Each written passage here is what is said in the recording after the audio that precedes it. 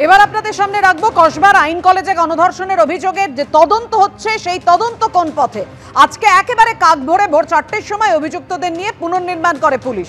ভোর 4টে নাগাদ মনোজিৎ যে প্রমিত পিনাকিদের নিয়ে আইন কলেজে পৌঁছে যায় পুলিশ। 4 ঘন্টা 20 মিনিট ধরে অভিযুক্তদের নিয়ে অপরাধের পুনর্নির্মাণ হয়। গার্ড রুম, ইউনিয়ন রুম থেকে ওয়াশরুম, কিভাবে অপরাধ সংগঠিত হয়েছিল সেই সমস্ত বিষয়ে পুনর্নির্মাণ করে পুলিশ। কসবা গণধর্ষণ কাণ্ডে মনোজিৎ যে প্রমিতদের ল কলেজে নিয়ে গিয়ে পুনর্নির্মাণ করলো পুলিশ। ভোর 4টের সময় মনোজিৎ যে প্রমিত পিনাকিদের নিয়ে আইন কলেজে পৌঁছে যায় পুলিশ। 4 ঘন্টা 20 মিনিট ধরে অভিযুক্তদের নিয়ে অপরাধের পুনর্নির্মাণ হয়।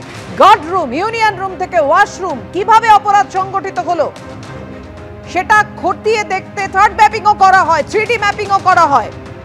কসবা গণধর্ষণ কাণ্ডে মনোজিৎ যে প্রমিতদের ল কলেজে নিয়ে যায় পুলিশ এবং ঘটনার পুনর্নির্মাণের পাশাপাশি গোটা বিষয়টাতে কোনো কিছু যেন এড়িয়ে না যায় সে কারণে 3D ম্যাপিং পদ্ধতিও ব্যবহার করা হয়।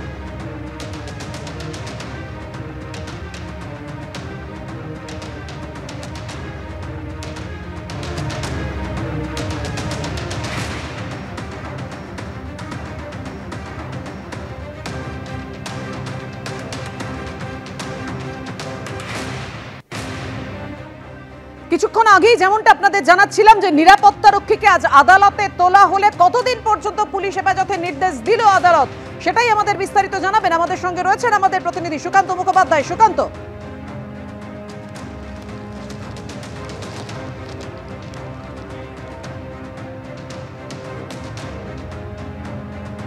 আমাদের সঙ্গে আমাদের প্রতিনিধির যোগাযোগ বিচ্ছিন্ন হয়েছে। আপনাদের জানিয়ে রাখি, নিরাপত্তা রক্ষীর 8ই জুলাই পর্যন্ত পুলিশ হেফাজতের নির্দেশ। হ্যাঁ সুকান্ত,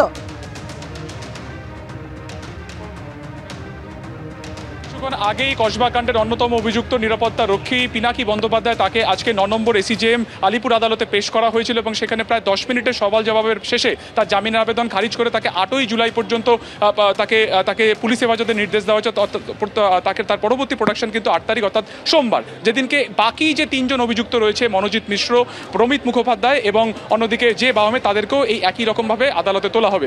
আজকে যখন এই নিরাপত্তা রক্ষীকে তোলা হয় তখন তার আইনজীবী বেশ কিছু গুরুত্বপূর্ণ পয়েন্ট তোলেন। তারা বলেন যে গরিব মানুষ তিনি শুধুমাত্র তার কাজ করছিলেন, কিন্তু তাকে একটি ঘরের মধ্যে তাকে বন্দি করে রাখা হয়েছিল এবং সেই ভয়ে তিনি কিন্তু কাউকে কিছু জানাতে পারেননি এবং তারপরে জামিনের আবেদন করা হয়। এর পাশাপাশি আরেকটি গুরুত্বপূর্ণ তথ্য তিনি বলেন যে তার কাজ ছিল কলেজের নির্দিষ্ট পেরিফেরির মধ্যে ডিউটি করা, কিন্তু সেক্ষেত্রে যদি তার ডিউটি ফেল হয় তাহলে সেক্ষেত্রে কিন্তু কলেজ কর্তৃপক্ষও তারা কিন্তু সঠিকভাবে এই ঘটনার পরিপ্রেক্ষিতে তারা কিন্তু প্রতিক্রিয়া দেখাননি। এর পাশাপাশি তারা যেটা বলেন বা নিরাপত্তারক্ষীর আইনজীবী যেটা বলেন যে কলেজ কর্তৃপক্ষ যারা রয়েছেন তাদেরকে কেন তদন্তের আওতায় আনা হচ্ছে না, তাদেরকে কেন জিজ্ঞাসাবাদ করা হচ্ছে না।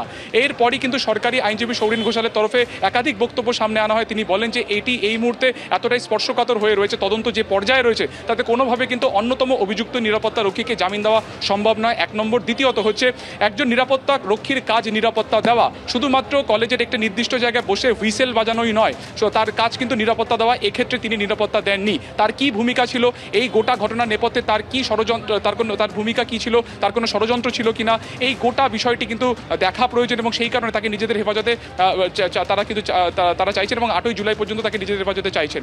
পাশাপাশি নির্যাতিতার আইনজীবীও উপস্থিত ছিলেন অয়ন পাল, তিনিও একই রকমভাবে কিন্তু এই জামিনের বিরোধিতা করেন এবং তিনি বলেন যে তদন্ত যে পর্যায়ে রয়েছে তাতে কোনোভাবে এই নিরাপত্তা রক্ষীকে কিন্তু ছাড়া সম্ভব নয়, তাকে জামিন দেওয়া সম্ভব নয় এবং তারও ভূমিকা কিন্তু একই রকমভাবে সন্দেহজনক। কেন তিনি ঘটনার পরে কাউকে কিছু জানালেন না, কলেজ কর্তৃপক্ষ থেকে শুরু করে তার যে সিকিউরিটি এজেন্সি রয়েছে কেন জানালেন না, সেটা কিন্তু জানা প্রয়োজন।